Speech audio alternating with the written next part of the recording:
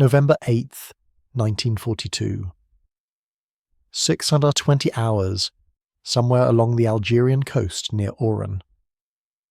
Obergefreiter Franz Hartmann crouched behind a sand dune, watching the American landing craft disgorge soldiers onto the beach below his position.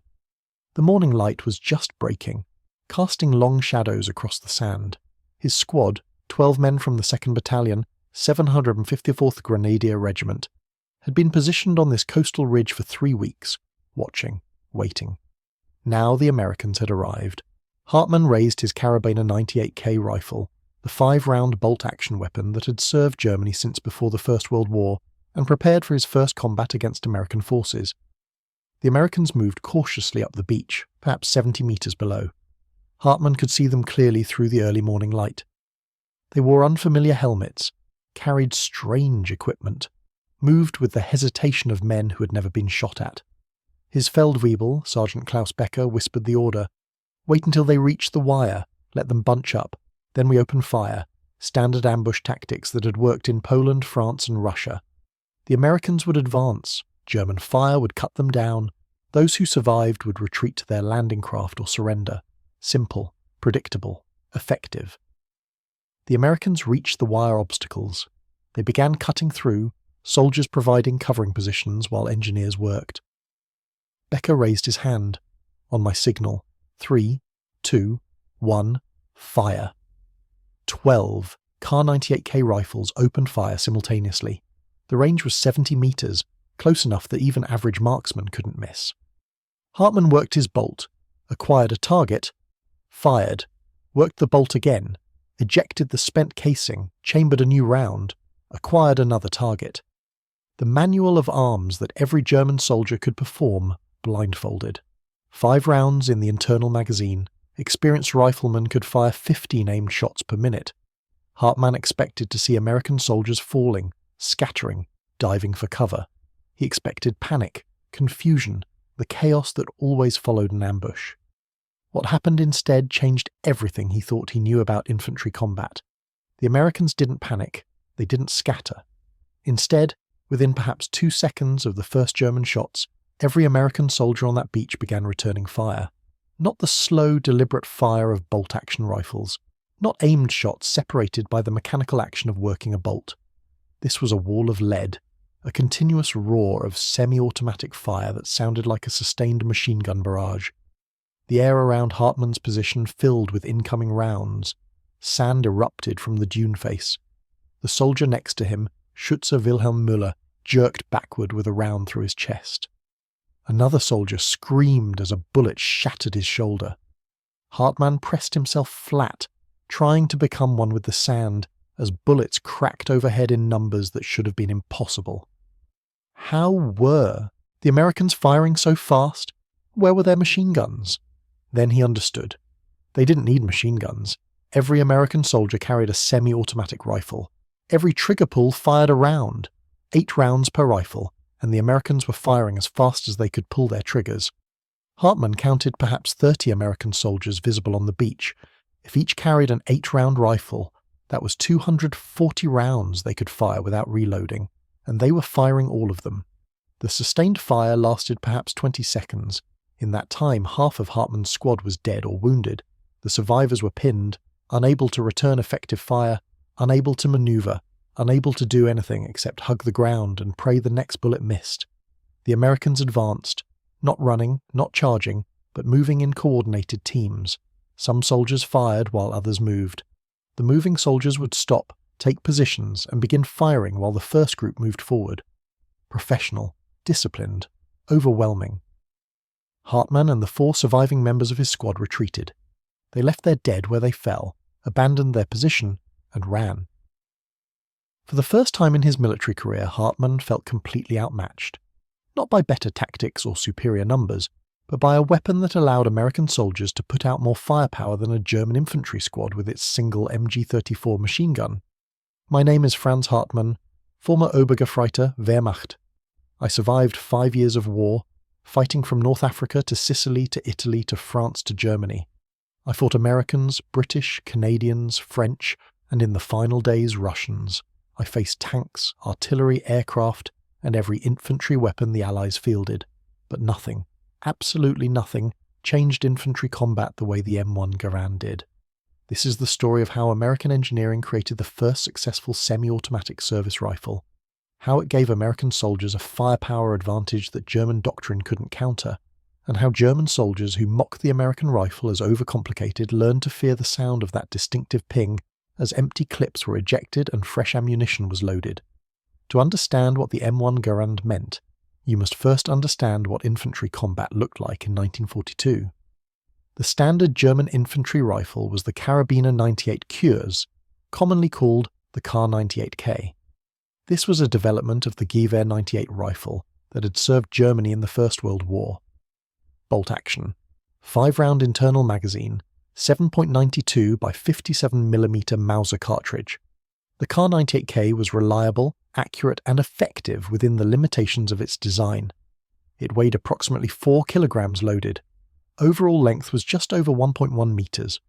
The bolt action was smooth, could be operated quickly by trained soldiers.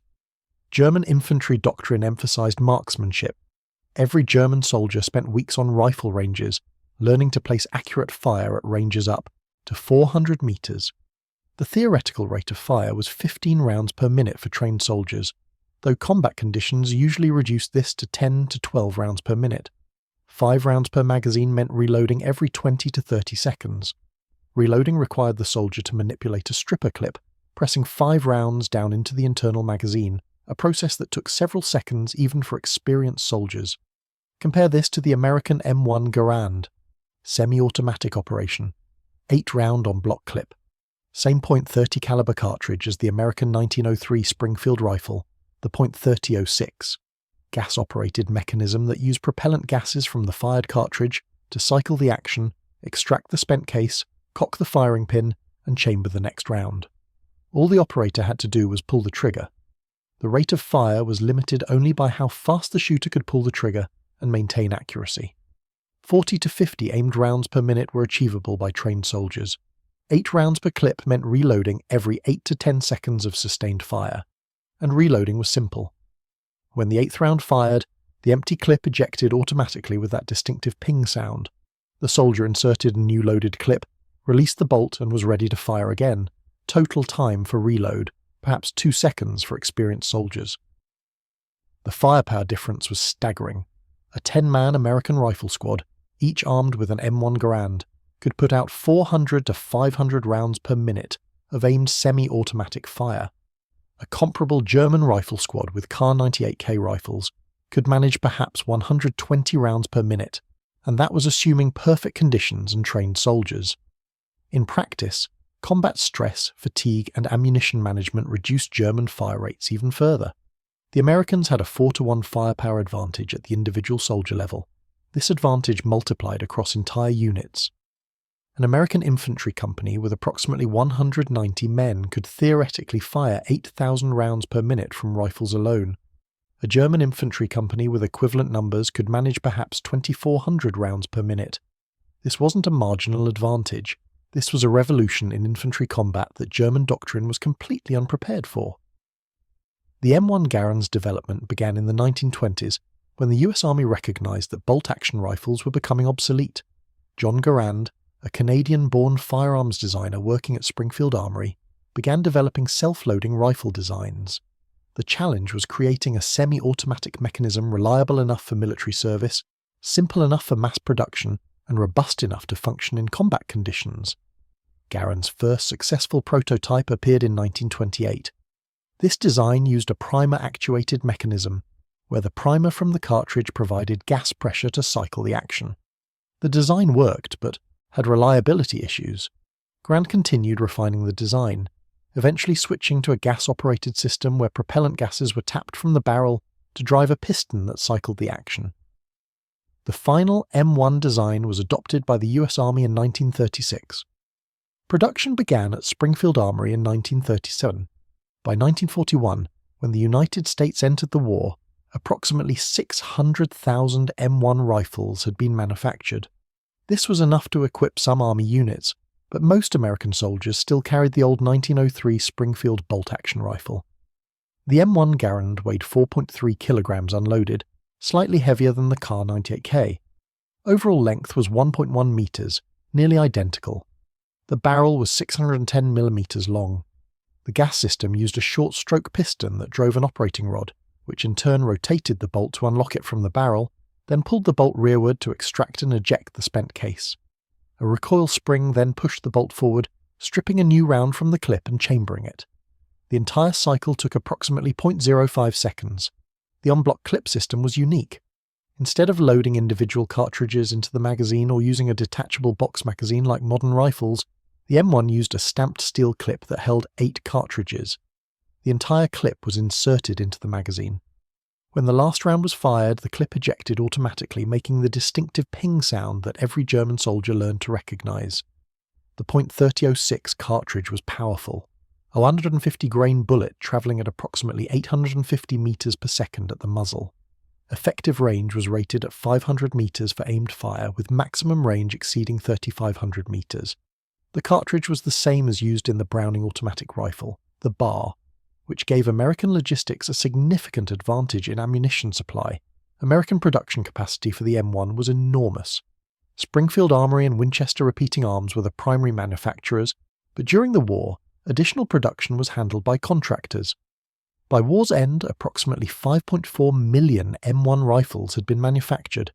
This was sufficient to equip virtually every American frontline soldier with a semi-automatic rifle, an achievement no other nation matched. The Germans had attempted to develop semi-automatic rifles but never successfully fielded them in large numbers. The Gewehr 41 was introduced in 1941 but proved unreliable. The Gewehr 43, an improved design introduced in 1943, was better but still suffered from reliability issues and never replaced the Kar-98K as the standard infantry rifle. German production totaled approximately 400,000 Gewehr 43 rifles during the entire war. Most German soldiers carried bolt-action rifles from 1939 to 1945. The Soviets had the SVT-40, a semi-automatic rifle, but it also suffered from reliability issues in field conditions. Production numbers reached approximately 1.5 million, but most Soviet soldiers also carried bolt-action Mosin Nagant rifles. Only the Americans successfully equipped their entire infantry with semi-automatic rifles. This gave them a firepower advantage that shaped every infantry engagement from 1942 onward. My personal introduction to American firepower came on that beach in Algeria in November 1942. After our squad retreated from the initial ambush, we regrouped at a secondary position about 800 meters inland. Of the 12 men who'd been in position that morning, 7 remained combat effective. Müller was dead. 3 others were wounded seriously enough to require evacuation. One man, Gefreiter Hans Schmidt, was missing, probably dead or captured on the beach. We reported to our company commander Hauptmann Dieter Vogel, a veteran of the French campaign who had been promoted rapidly after the invasion of Russia. He listened to our report with visible skepticism. Every American soldier had a semi-automatic rifle that fired as fast as a machine gun? Impossible. We must have encountered a specialized unit, probably commandos or engineers with captured weapons. The Americans are not technically sophisticated enough to equip entire infantry units with semi-automatic rifles. Their industry focuses on quantity over quality. This assessment, I would learn, was standard throughout the Wehrmacht. German intelligence had information about the M Garand. Captured examples had been examined. Technical specifications were known, but the strategic implications, the tactical revolution that semi-automatic rifles represented were completely misunderstood or ignored. German doctrine assumed that American soldiers, lacking the training and discipline of German infantry, would waste ammunition and fail to achieve effective fire. That the semi-automatic rifle would jam in combat conditions, leaving American soldiers helpless. That German training and tactics would overcome any equipment advantage the Americans might have. Every one of these assumptions was wrong. The next encounter came 3 days later. Our company was ordered to counterattack an American position that had been established in a small village about 10 kilometers from the coast. Intelligence reported perhaps 1 company of American infantry, maybe 150 men, with no tank support and limited artillery. Our force consisted of 2 companies, approximately 320 men, supported by 2 MG-34 machine gun teams and a single 50mm anti-tank gun that we would use for direct fire support. The attack was scheduled for dawn. We would approach through an orchard on the village outskirts, assault through the buildings, and drive the Americans back to their beachhead. Standard tactics. We had done this dozens of times in Russia. It always worked. We moved into position in darkness, formed up in assault lines, and waited for the signal. At precisely 0600 hours, Hauptmann Vogel blew his whistle. We advanced. The orchard provided some concealment, but we had to cross approximately 200 meters of open ground to reach the village buildings. We moved at a jog, rifles at high port, spacing ourselves according to doctrine. 150 meters from the village, the Americans opened fire. The sound was unlike anything I had experienced. Not the measured crack of rifles or the sustained burr of a machine gun, but a continuous rolling thunder of semi-automatic fire. Hundreds of rounds per second coming from every window, every doorway, every concealed position in the village. Men fell around me. Unteroffizier Becker, who had survived Poland, France and Russia, went down with multiple hits to the chest and head. The soldier to my left dropped without a sound. The man behind me was screaming, hit in the legs. I dove behind a low stone wall, one of dozens of field boundaries that divided the orchard. Perhaps 30 other soldiers made it to cover. The rest, maybe 70 men, were dead or wounded in the open ground. The assault had lasted less than 30 seconds. We tried to return fire. Kar-98K rifles against American M1 Garands at 200 meters. We would fire, work our bolts, fire again. The Americans never stopped firing. For every round we put down range, they fired 5 or 6. Our muzzle flashes gave away our positions. American fire concentrated on anyone who exposed himself to shoot. I fired twice, then kept my head down as bullets struck the wall in front of me, chipping stone, kicking up dust, making it clear that raising my head meant death. Hauptmann Vogel tried to organize a withdrawal. He stood, waved his arm, shouted orders. An American bullet hit him in the throat. He collapsed, bleeding out in seconds. Without leadership, without covering fire, without any way to suppress the American position, the survivors began retreating individually. We crawled backward, used every scrap of cover, and eventually made it back to the tree line 200 meters behind our starting position. Of the 320 men who had begun the assault, approximately 140 made it back. The rest were casualties. We had not reached the village. We had not even forced the Americans to withdraw. We had attacked a dug-in enemy with superior firepower and been slaughtered. The casualty reports were filed. German doctrine blamed poor leadership, inadequate preparation, lack of artillery support. But those of us who had been there knew the truth. We had been outgunned, simple as that. Every American soldier could fire as fast as our machine gunners, and there were hundreds of them. Our bolt-action rifles, our marksmanship training, our tactical experience, none of it mattered when we were outnumbered and outgunned at the most fundamental level. Over the following months in North Africa, the pattern repeated. German forces would assault American positions and be cut down by overwhelming small arms fire. The Americans didn't maneuver better than us. They didn't shoot more accurately than us. They simply put more lead in the air, more rounds per second, more bullets striking in and around our positions, making movement suicidal and effective return fire nearly impossible. German soldiers began to recognize the sound of M1 Garand fire. It was different from machine guns, different from bolt-action rifles. A rapid, measured crack, crack, crack, crack, crack, crack, crack, crack, ping, 8 shots in perhaps 5 seconds, then the distinctive metallic ping as the clip ejected, then 2 seconds of silence, then the firing resumed. We learned to count the shots. If you heard 7, you knew the American was about to fire his 8th and final round. If you were fast, brave, and lucky, you could raise up during the reload and fire a shot of your own. But this tactic was suicide more often than not. American soldiers learned to stagger their reloads. One man would fire while his buddy reloaded. By the time the first soldier needed to reload, the second was ready to provide covering fire. The 2-second reload time was barely long enough for a German soldier to acquire a target and fire. Some German soldiers tried to exploit the clip ejection ping, assuming it meant the American rifle was empty and vulnerable. This worked occasionally against inexperienced American troops, but veteran American soldiers learned to carry loose rounds and immediately reload after the clip ejected, or to drop behind cover during reload, or to have squad mates cover during the vulnerable moment. The ping became a psychological weapon. German soldiers would hear it, know that an American rifle was temporarily empty, and have to decide in a fraction of a second whether to take advantage or stay hidden. Usually staying hidden was the better choice. The casualty rates reflected the firepower disparity. In North Africa, from November 1942 to May 1943, German forces suffered approximately 25,000 killed, wounded, and captured. American casualties were approximately 18,000. Given that German forces were generally more experienced, better trained, and often had better positions, the casualty ratio should have favoured the Germans. Instead, American firepower, particularly the M1 Garand at the infantry level, helped offset German advantages in training and experience. After North Africa came Sicily in July 1943. I was part of the defence, assigned to a regiment tasked with holding the approaches to Palermo. The Americans landed, established beachheads, and began pushing inland.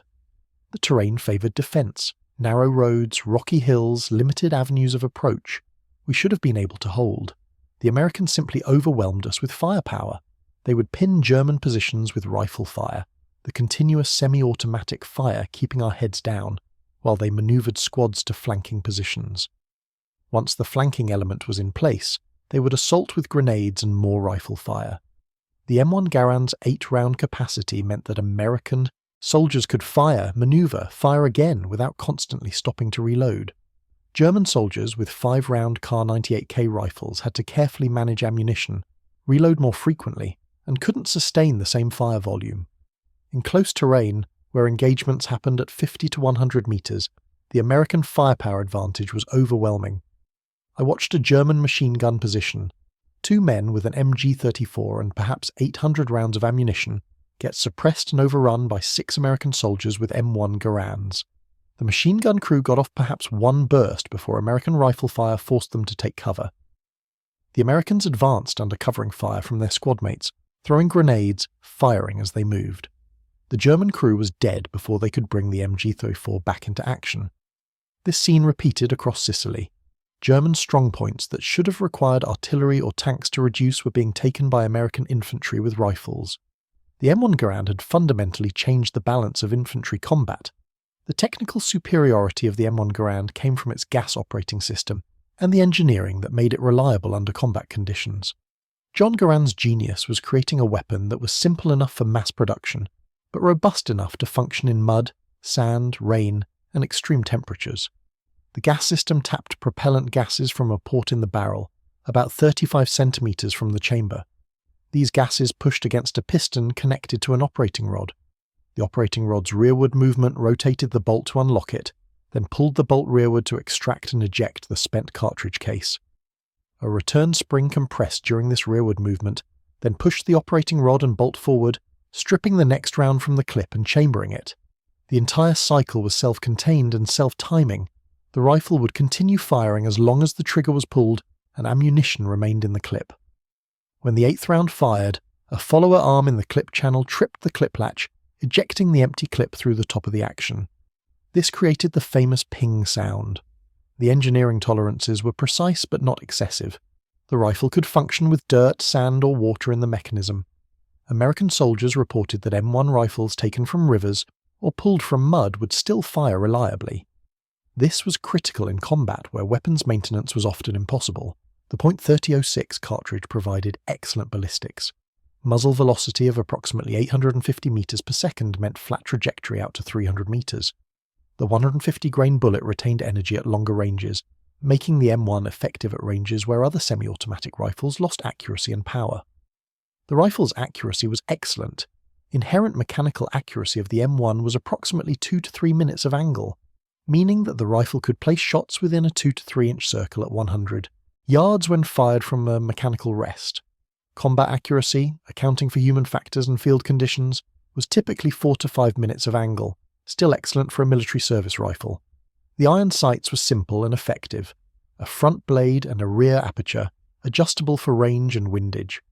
American soldiers were trained to use the sights properly, but the aperture sight was forgiving of minor sight alignment errors, making it faster to acquire targets than the notch and post sights on German rifles. The en-bloc clip system had both advantages and disadvantages. The advantage was speed of loading. A soldier could carry loaded clips in bandoliers or pouches, and reloading was simply a matter of pushing a new clip into the magazine. No fumbling with individual cartridges or box magazines. The disadvantage was the fixed 8-round capacity. German soldiers with stripper clips could top off their Kar 98K magazines at any time, adding 1 or 2 rounds as needed. American soldiers had to shoot all 8 rounds before they could reload, or manually eject a partially empty clip, wasting unfired cartridges. In practice, this was rarely a significant problem. The 8-round capacity was enough for most combat engagements, and the 2-second reload time was fast enough that American soldiers could reload during brief pauses in combat. The weight and balance of the M1 were excellent. The rifle was slightly nose-heavy, which helped control muzzle rise during rapid fire. The recoil was moderate, less than bolt-action rifles of similar caliber, because the gas system absorbed some of the recoil energy. This made rapid-aimed fire easier. American soldiers could fire all 8 rounds, maintaining accuracy on target, then reload and fire again without losing sight picture. German soldiers with Kar 98K rifles had to break their cheek weld every time they worked the bolt, reacquire their sight picture, then fire. This took time and degraded accuracy in rapid-fire situations. The M1's reliability was legendary.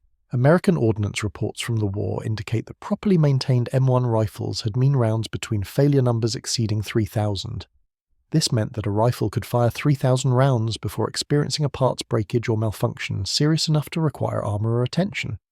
In combat, soldiers rarely fired 3,000 rounds before the rifle could be serviced, so malfunctions were relatively rare. When malfunctions did occur, they were usually simple to clear. The most common was a failure to eject, where the spent cartridge case didn't fully extract. This could be cleared by working the operating rod handle manually. Gas system fouling from sustained fire could cause short stroking, where the bolt didn't fully cycle. This could be temporarily fixed by cleaning the gas port and piston, a job that took perhaps 10 minutes. Parts breakage was rare but did occur.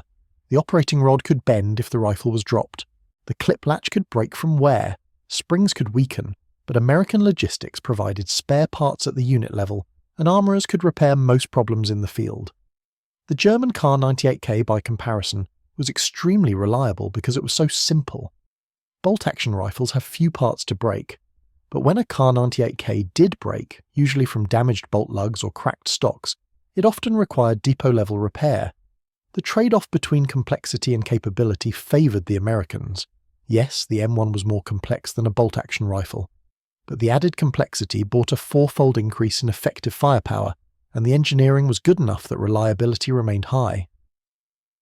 By the time I reached Italy in September 1943, the entire Wehrmacht had learned to respect American firepower. Intelligence reports finally acknowledged that yes, every American soldier carried a semi-automatic rifle. Yes, American infantry squads could generate firepower equivalent to German machine gun teams. Yes, this gave the Americans a significant tactical advantage. German tactical doctrine adapted.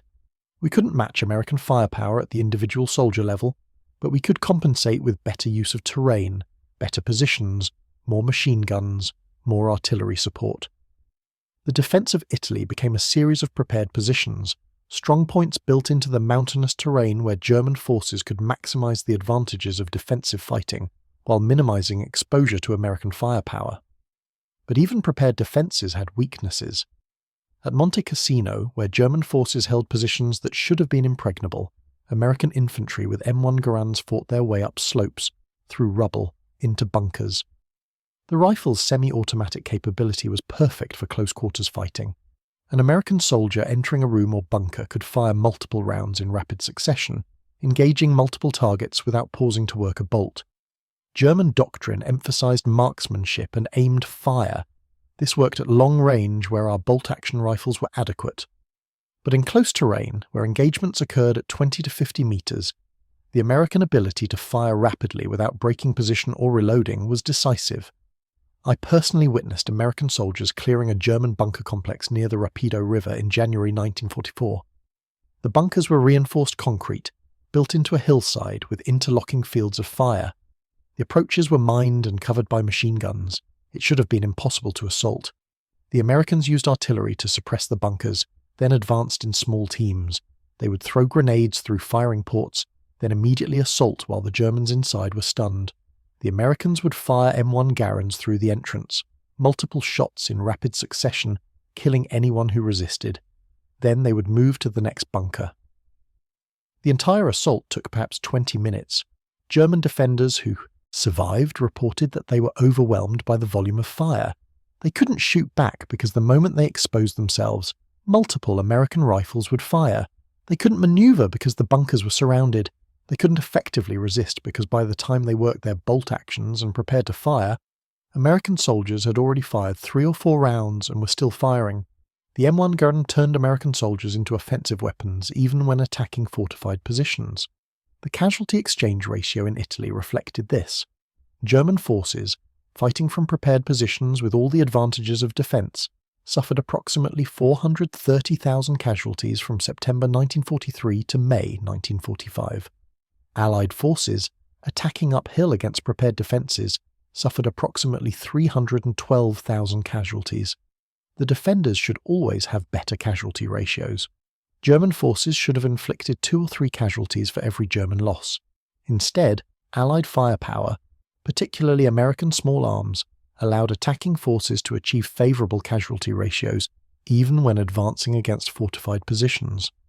This was unprecedented in military history. The Eastern Front, where both sides used primarily bolt-action rifles, showed defensive casualty advantages of 2-to-1 or 3-to-1.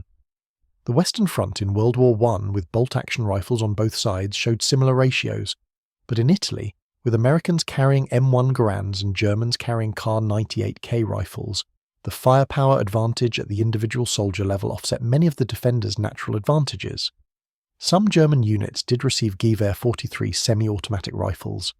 I personally never carried one, remaining with my Kar 98K throughout the war, but soldiers who used the G43 reported mixed results. The rifle worked, could fire semi-automatically, used the same 7.92 by 57mm cartridge as the Kar 98K, but it was heavier, more fragile, prone to malfunctions in field conditions. The detachable 10-round magazine was an advantage over the M1's 8-round clip, but magazine springs wore out quickly, causing feeding problems. Most soldiers who were issued G43 rifles preferred to keep their Kar 98K as backup, which says everything about the G43's reliability. The Americans had no such issues. M1 rifles worked. Soldiers trusted them. This confidence translated to aggressive tactics and superior combat performance. When the invasion of France came in June 1944, I was part of the 352nd Infantry Division, positioned along the Normandy coast. We had months to prepare defences: concrete bunkers, beach obstacles, minefields, interlocking fields of fire, every tactical advantage. The American landing was on Omaha Beach. Our division was responsible for defending that sector. We should have stopped them at the water's edge. The Americans took horrific casualties on Omaha Beach, but they kept coming. Men waded through chest deep. Water under machine gun fire, crossed mined beaches under artillery fire, and advanced against prepared positions firing M1 Garands as they moved. The weight of fire from American infantry, supported by naval gunfire and eventually tanks, was overwhelming. By the evening of D-Day, American forces had established a foothold. Within a week they were pushing inland. The bocage country of Normandy favoured defence. Hedgerows created natural barriers, limiting movement and observation. German forces could defend from concealed positions, forcing the Americans to advance slowly and carefully. But even in bocage country, American firepower advantages manifested. When American infantry encountered a defended hedgerow, they would suppress it with rifle fire while flanking elements manoeuvred. The sustained semi-automatic fire from M1 Garands kept German defenders' heads down long enough for flanking squads to get into position. Once the flanking element was in place, they would assault, firing M1 rifles rapidly, throwing grenades, clearing the position. German defenders with bolt-action rifles couldn't generate enough return fire to stop these assaults. Our machine gunners would fire until American return fire forced them to take cover. By the time they could resume firing, American soldiers were already assaulting the position. The battles in Normandy degraded into brutal attritional fighting. Every hedgerow was a battle, every field was contested. But slowly, inexorably, the Americans advanced. German casualties mounted faster than replacements arrived. American casualties were also heavy, but American industry replaced losses. Equipment, ammunition, and men flowed across the Atlantic in numbers Germany couldn't match. The M1 Garand was central to this industrial advantage. America was producing approximately 500,000 M1 rifles per year by 1944. Germany was producing approximately 2 million Kar 98K rifles per year, but also losing rifles at a rate that created shortages. More importantly, the M1's semi-automatic capability meant that each American soldier was tactically equivalent to 4 or 5 German soldiers in terms of firepower. This force multiplier effect meant that American divisions, even when smaller in manpower than German divisions, could generate equal or greater combat power. By August 1944, I was part of the retreating German forces being pushed back across France. The American breakout from Normandy became a rout. German units that stood and fought were surrounded and destroyed. Those that retreated fast enough survived to fight another day. During the retreat, my unit was ambushed by American infantry near the town of Mortagne. We were moving in a column along a road when firing erupted from both sides. The Americans had set up a perfect ambush. We were caught in the open, on the road, with no cover. The American fire was devastating. M1 Garands firing from concealed positions perhaps 50 metres away. The distinctive crack of semi-automatic fire, hundreds of rounds per minute striking the column. Men fell everywhere. Vehicles tried to accelerate or reverse and crashed into each other. Soldiers dove for ditches looking for any cover. I jumped into a roadside ditch and crawled through mud and water trying to get away from the kill zone. Behind me, the firing continued. The Americans didn't stop shooting. Every time a German soldier tried to move, tried to return fire, tried to do anything except cower in whatever cover he'd found, American fire would concentrate on that position. I counted 8 Americans visible in the ambush position, 8 men with M1 Garands. They sounded like an entire company. The rate of fire, the volume of rounds impacting around us, felt like we were being engaged by multiple machine gun teams. But it was just 8 riflemen with semi-automatic weapons. Our column, approximately 50 men, was completely pinned by 8 Americans. Eventually, some of our soldiers managed to maneuver through the hedgerows and flank the American position. The Americans withdrew before they could be surrounded, disappearing into the bocage as quickly as they'd appeared.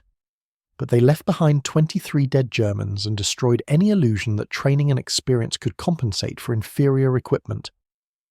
8 American soldiers had stopped a 50-man German column, not with machine guns or artillery, just with M1 Garand rifles.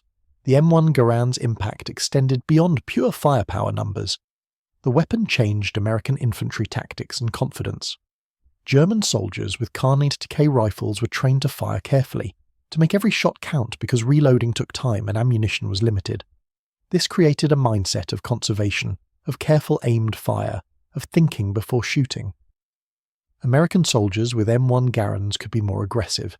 They could fire rapidly to suppress an enemy position without worrying about running out of ammunition immediately. The 8-round capacity was enough for most engagements, and reload time was fast enough that suppressive fire could be maintained almost continuously. This created a mindset of aggression, of firing when needed, of using firepower to solve tactical problems. The psychological impact on German soldiers was significant. We learned to fear the sound of M1 Garand fire, not just because it meant Americans were nearby, but because that distinctive rapid crack meant we were about to be outgunned. In Russia, when we heard Soviet rifle fire, we knew we could return effective fire. Our Kar 98K rifles were at least equal to Soviet Mosin Nagants. Both were bolt action, both required similar manual operations, both had similar fire rates.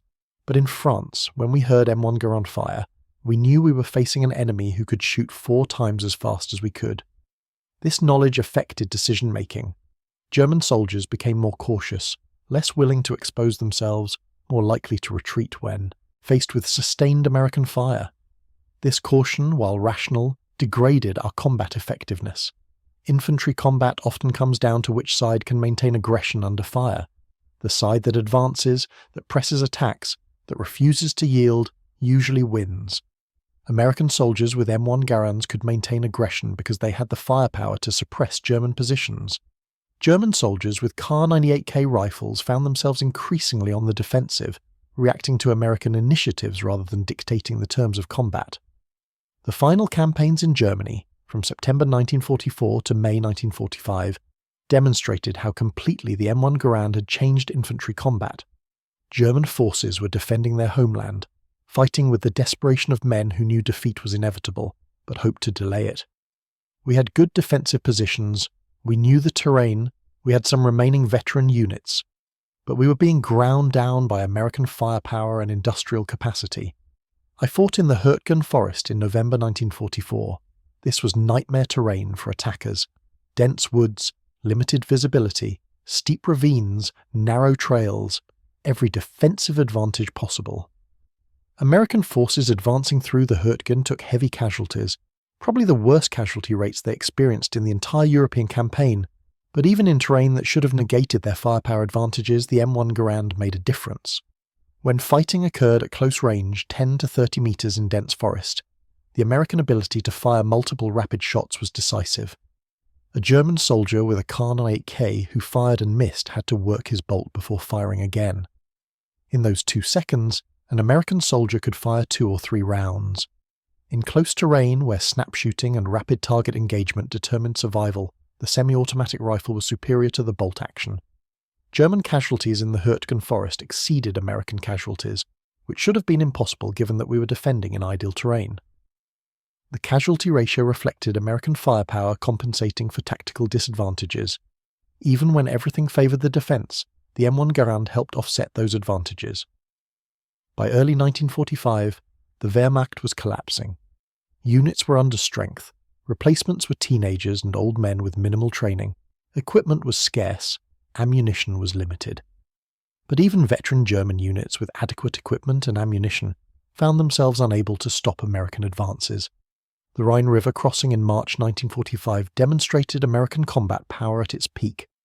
German forces defending the Rhine had prepared positions, river barriers, artillery support. We should have been able to hold, at least for weeks. American forces crossed the Rhine in multiple locations, established bridgeheads, and pushed inland within days.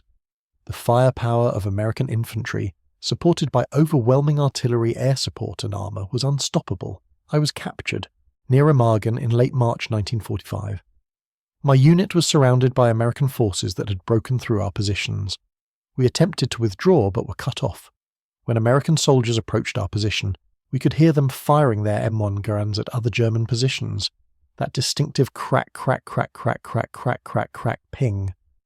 We knew we were outgunned. We knew that resistance was pointless. When they called for our surrender, most of us complied immediately. Some German soldiers, younger men who had never faced Americans before, wanted to fight. They thought we could ambush the Americans as they approached, use our superior training and marksmanship to overcome their numbers. The veterans in our group explained reality. Those Americans had M1 Garands. We had 5-round bolt-action rifles and limited ammunition. If we fired, they would return 10 times the fire volume. We would kill maybe 1 or 2 of them before being wiped out. Better to surrender and survive. We surrendered. Approximately 40 German soldiers, throwing down our weapons and walking toward American lines with hands raised. The Americans who captured us were professional, efficient, and showed no animosity. They searched us, took our equipment, and moved us to a collection point. I noticed that every single American soldier carried an M1 Garand. Not most of them, not the majority, every single one. This was the difference between German and American logistics. Germany couldn't equip all its soldiers with semi-automatic rifles, even at the height of its power. America equipped every frontline soldier with the best infantry rifle in the world and had rifles to spare. The numbers tell the story. The statistical impact of the M1 Garand is difficult to quantify precisely because combat is complex, and many factors determine outcomes. But some numbers illustrate the weapon's impact. American production of the M1 Garand totaled approximately 5.4 million rifles from 1937 to 1945. This was enough to equip every frontline soldier and provide spares. German production of semi-automatic rifles, including both the Gewehr 41 and Gewehr 43, totaled approximately 400,000 rifles. Germany produced millions of Kar-98K bolt-action rifles, but never transitioned to semi-automatic as standard issue. The firepower difference at the squad level was approximately 4 to 1.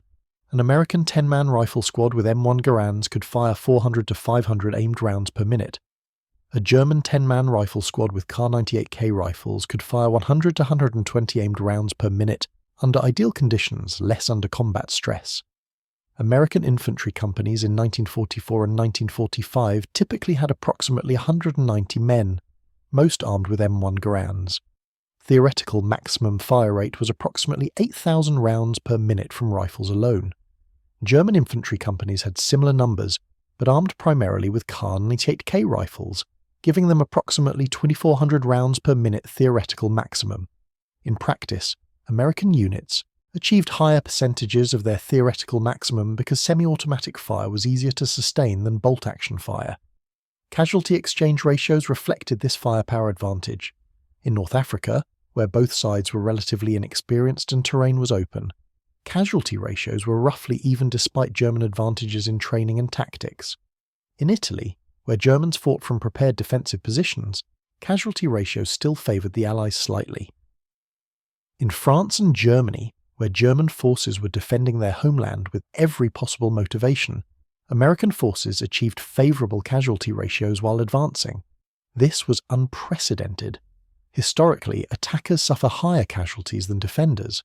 The defence has inherent advantages in terrain, preparation, and the ability to concentrate fire on predictable avenues of approach.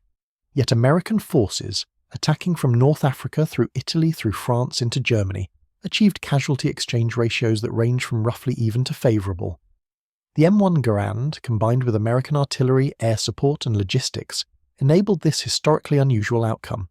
German attempts to counter the M1 Garand, the Wehrmacht recognized the American firepower advantage and attempted various solutions. None were particularly successful. The most direct response was developing and fielding German semi-automatic rifles. The Gewehr 41, introduced in 1941, used an unusual annular gas system that proved unreliable. The weapon was heavy, complex, and prone to malfunctions. Production was limited, and most G41 rifles were sent to the Eastern Front, where they quickly developed reputation for unreliability. The Gewehr 43, introduced in 1943, was an improvement. It used a more conventional gas system similar to the Soviet SVT-40. The G43 was lighter than the G41, more reliable, and used a detachable 10-round magazine which was superior to the M1's 8-round on-block clip in some respects. But the G43 still suffered from reliability issues, particularly with magazine springs and gas system fouling.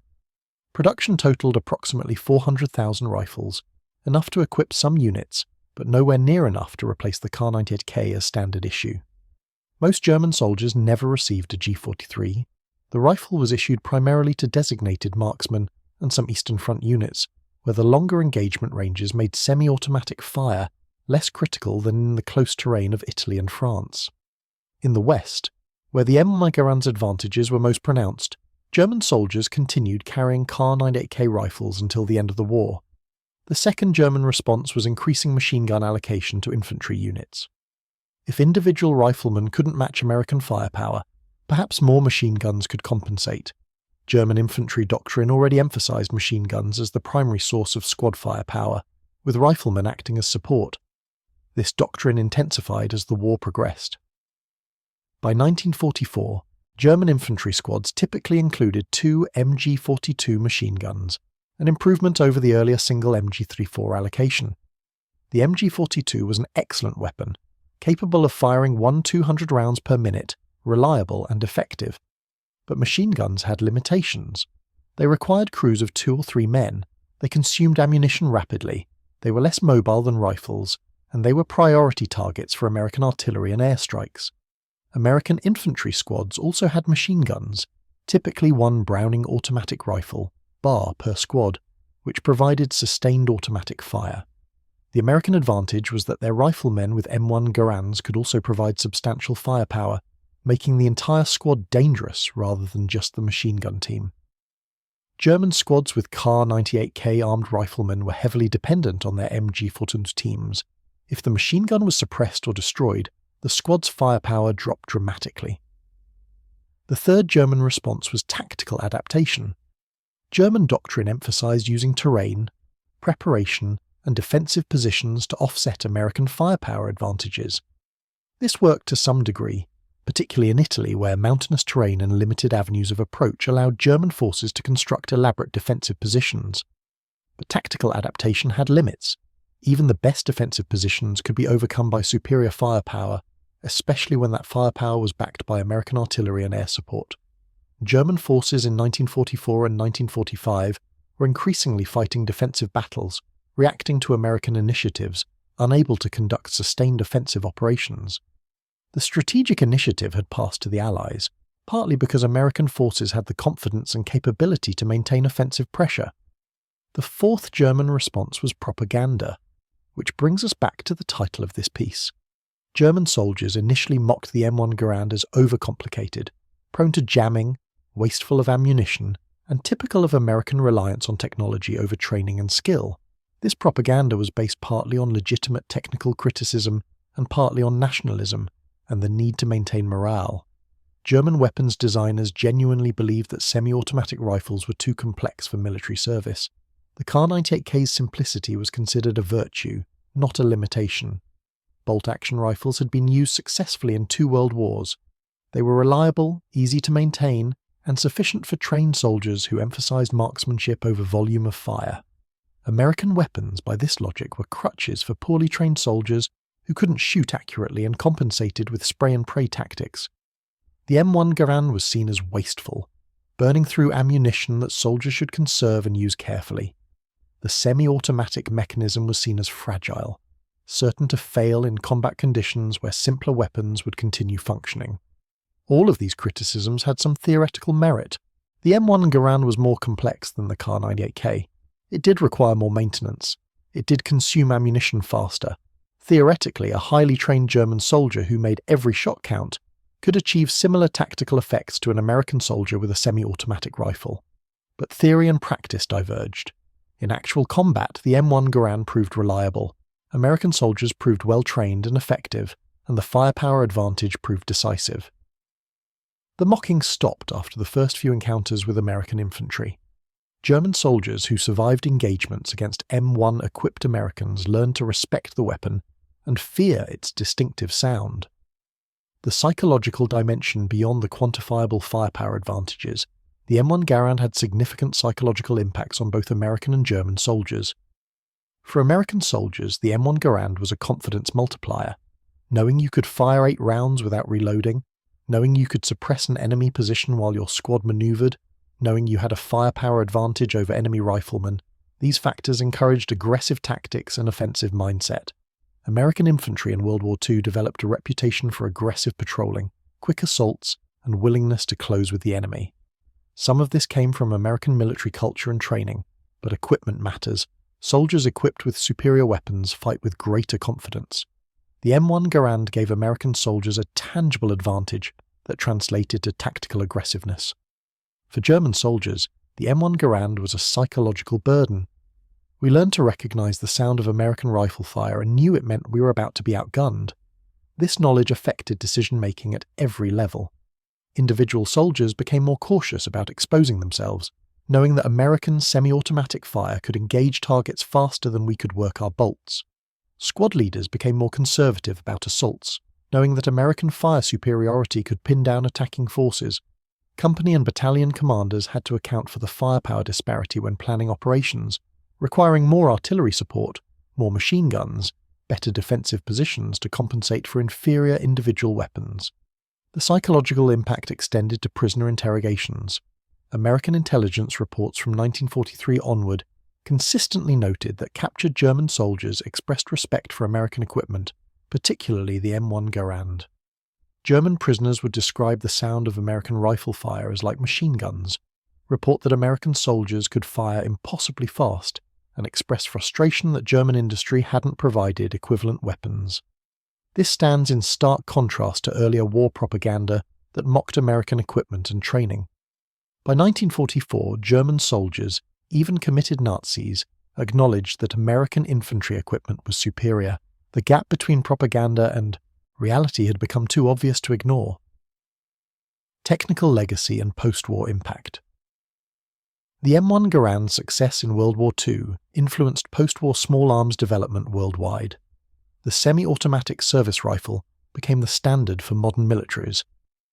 By the 1950s, even nations that couldn't afford to fully equip their forces with semi-automatic rifles aspired to do so. The Soviet Union, which had experimented with semi-automatic rifles like the SVT-40 during the war, transitioned to the SKS carbine after 1945, and then to the AK-47 assault rifle. Both were semi-automatic capable weapons that owed their existence partly to lessons learned from the M1 Garand success. Western European nations developed their own semi-automatic and automatic rifles. The British EM2, the Belgian Fenfal, the German G3, all were post-war designs that assumed semi-automatic fire as minimum standard.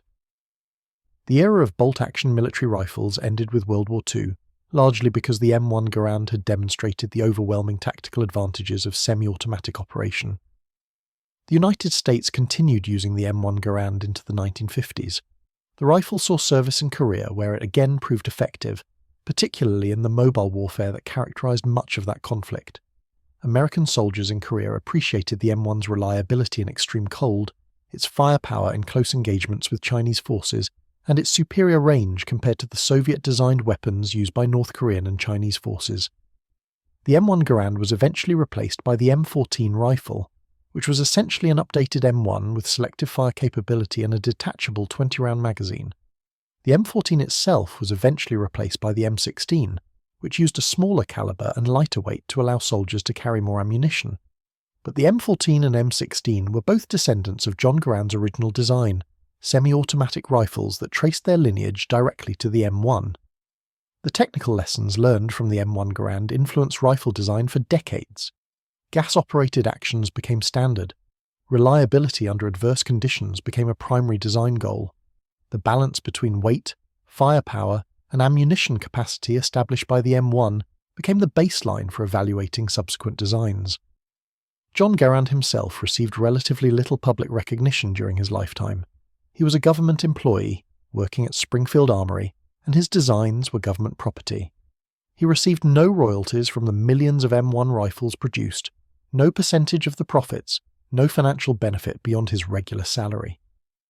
After the war, Congress awarded him $100,000 in recognition of his contributions, a modest sum considering the impact of his design. Garand continued working on firearms design until his retirement in 1953. He died in 1974, age 86, having witnessed his rifle's use in 3 wars and its influence on an entire generation of military small arms. His obituary in the New York Times was respectfully brief, noting his most famous design without dwelling on the weapon's impact on military history. But soldiers who carried the M1 Garand, American veterans who survived World War II and Korea, remembered the rifle with affection and respect. Veterans' accounts consistently praised the M1's reliability, accuracy, and firepower. Many veterans considered it the finest battle rifle ever made, superior to subsequent designs despite advances in technology and materials. The strategic impact. The M1 Garand's impact extended beyond individual engagements to strategic-level effects. The weapon was part of a broader American approach to warfare that emphasized industrial capacity, technological superiority, and firepower over manpower.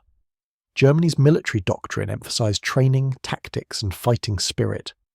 German soldiers were generally better trained than American soldiers in 1942 and 1943, particularly in infantry tactics and small unit leadership. German tactical doctrine, developed through experience in Poland, France, and Russia, was sophisticated and effective. But American doctrine emphasized using industrial capacity to create overwhelming material advantages.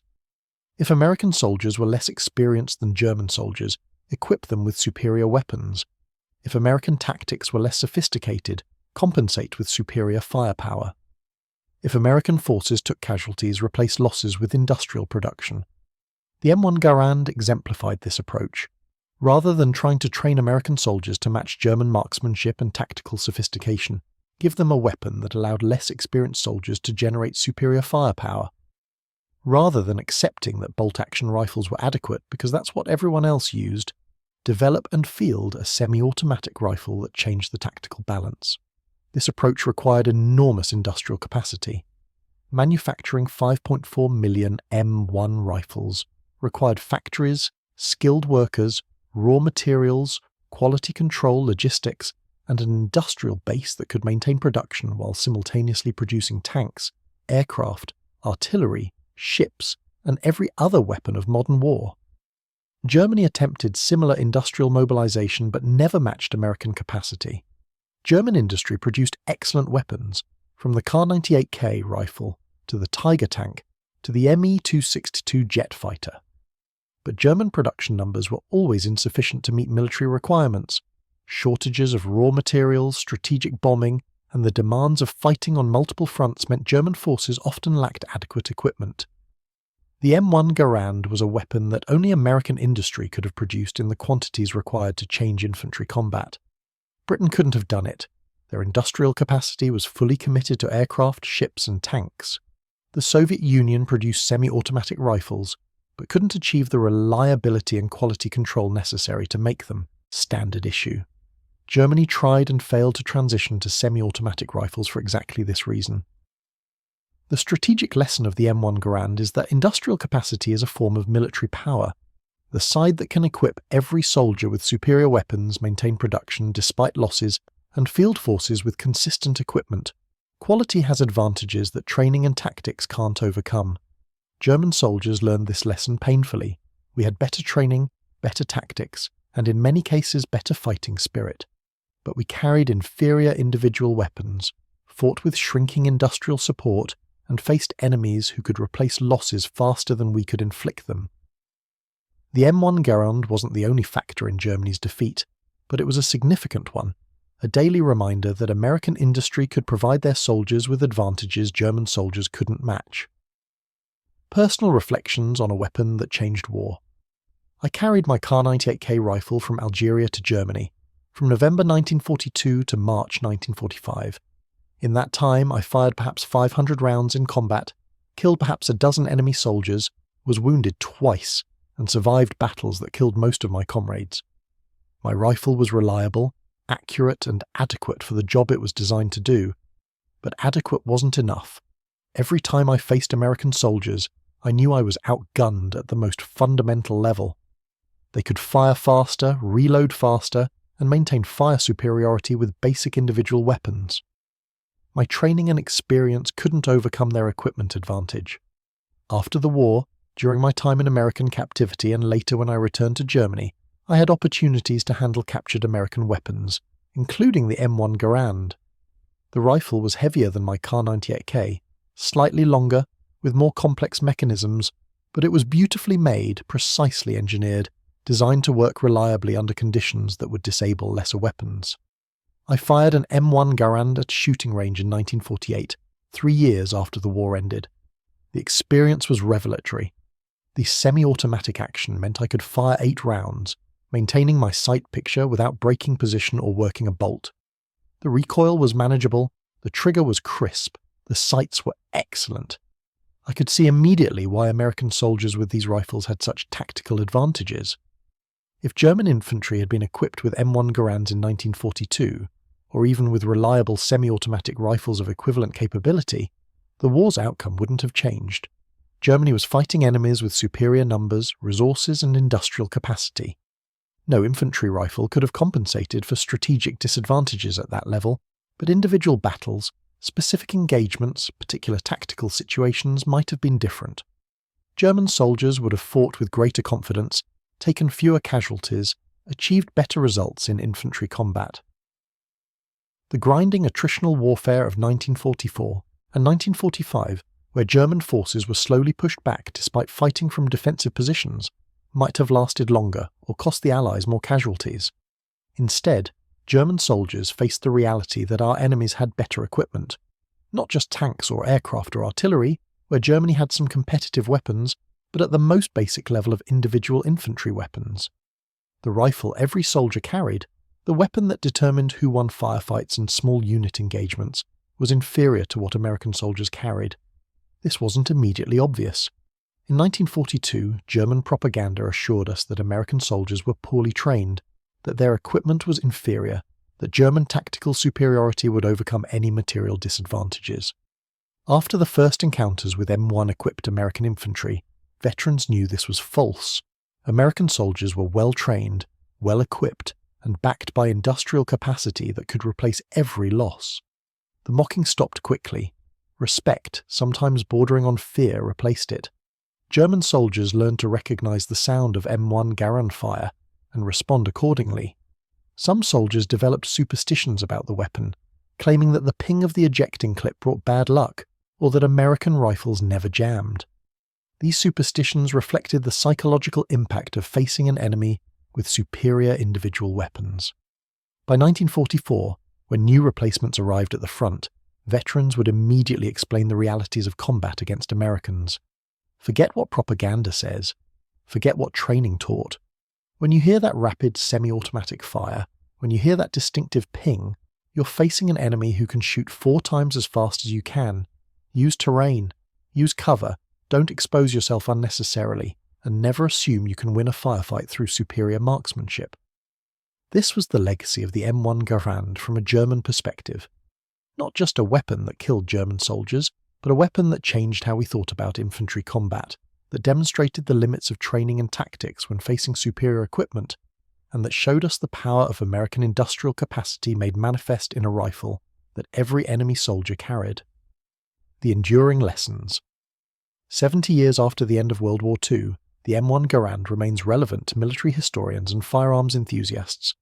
Museums display the rifle. Collectors seek original examples. Veterans organizations maintain M1 rifles as memorial pieces. The weapon has transcended its original purpose to become a symbol of American military power in World War II. But the real lessons of the M1 Garand extend beyond nostalgia and historical interest.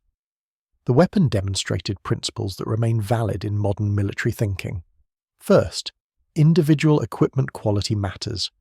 The side that equips its soldiers with superior weapons has tactical advantages that can offset disadvantages in other areas. This doesn't mean that equipment alone determines outcomes. Training, leadership, logistics, and strategy all matter. But equipment provides the foundation on which other factors build. American soldiers with M1 Garands could execute tactics that German soldiers with Kar 98K rifles couldn't, simply because their weapons enabled different approaches to combat. Second, industrial capacity as military power. The ability to design, manufacture, and field superior equipment in quantities sufficient to equip entire armies represents strategic advantage. Germany designed some excellent weapons during World War II, but couldn't produce them in adequate numbers. America designed good weapons and produced them in overwhelming numbers. In modern warfare, where equipment is increasingly complex and expensive, this lesson remains critical.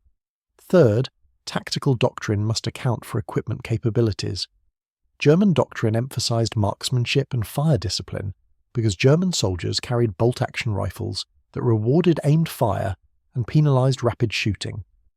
American doctrine could emphasize aggressive tactics and fire superiority because American soldiers carried semi-automatic rifles that enabled those tactics. Military organizations must develop tactics that exploit their equipment's strengths while accounting for limitations. Fourth, soldiers' confidence matters. American soldiers who carried M1 Garands knew they had firepower advantages. This knowledge encouraged aggressive behavior, offensive operations, and willingness to close with the enemy. German soldiers who faced M1-equipped opponents knew they were outgunned. This knowledge encouraged caution, defensive thinking, and reluctance to engage in prolonged firefights. Psychological factors, driven partly by equipment quality, influenced tactical decisions at every level. The M1 Garand embodied all these lessons. It was an excellent weapon produced in overwhelming numbers that enabled effective tactics and built soldier confidence. Its impact on World War II was significant, though difficult to quantify precisely. But any German soldier who faced American infantry between 1942 and 1945 understood the weapon's importance. We learned to respect it, learned to fear its distinctive sound, and learned that mocking American equipment was foolish propaganda that bore no relation to combat reality. The M1 Garand was the finest infantry rifle of World War II, and German soldiers paid in blood for every tactical lesson it taught us. My name is Franz Hartmann, former Obergefreiter of the Wehrmacht, and this is my testimony about the weapon that changed infantry combat and helped defeat the army I served. History is written by the victors, but sometimes the defeated have perspective worth sharing. The M1 Garand was a revolutionary weapon that gave American soldiers decisive advantages in combat. As someone who faced it in battle across 3 years and multiple theatres, I can testify to its effectiveness and the impact it had on every soldier who heard its distinctive sound and recognized what that sound meant. That we were about to be outgunned by an enemy who had mastered the industrial and technical requirements of modern warfare. The war ended 70 plus years ago. The generation that fought it is nearly gone. But the lessons remain, and the weapons that changed how wars were fought deserve to be remembered and understood. The M1 Garand was one of those weapons, and this is its story told from the perspective of a soldier who faced it, respected it, and survived to tell others what it meant to fight against American infantry equipped with the finest battle rifle of its era,